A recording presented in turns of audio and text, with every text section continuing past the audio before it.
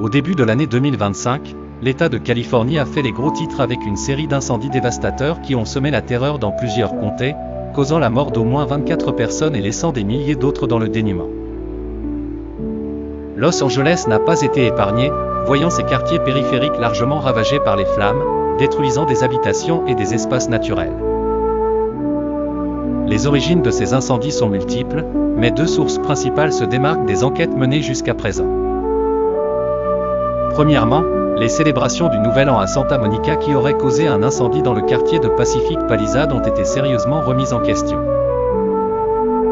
Des images satellites et des témoignages oculaires laissent penser que des feux d'artifice non contrôlés ont provoqué des flammes qui, avec le concours de vents violents, se sont dispersées sur une large zone boisée.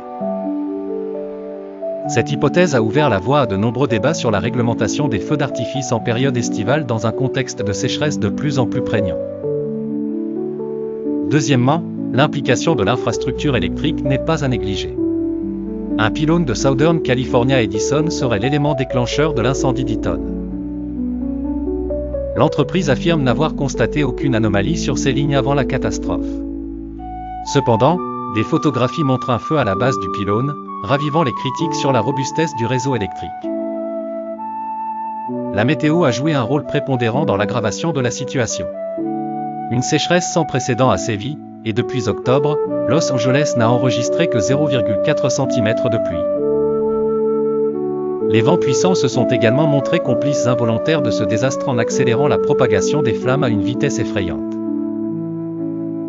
À la date du 16 janvier 2025, les efforts des pompiers et des autorités pour maîtriser les incendies se poursuivent sans répit. 3 incendies majeurs continuent de brûler hors de contrôle, mettant à rude épreuve les ressources déjà limitées de l'État. Parallèlement aux opérations d'extinction, des enquêtes sont menées pour comprendre avec précision les origines de ces désastres et éventuellement prévenir de futurs drames similaires. Cependant, à l'heure actuelle, déclarer la fin de ce cycle infernal serait naïvement optimiste, d'autant plus que les prévisions météorologiques ne promettent guère d'amélioration à court terme. Les autorités appellent ainsi à la prudence et à la coopération de tout un chacun, en incitant les habitants à respecter strictement les consignes de sécurité afin de prévenir d'autres catastrophes évitables.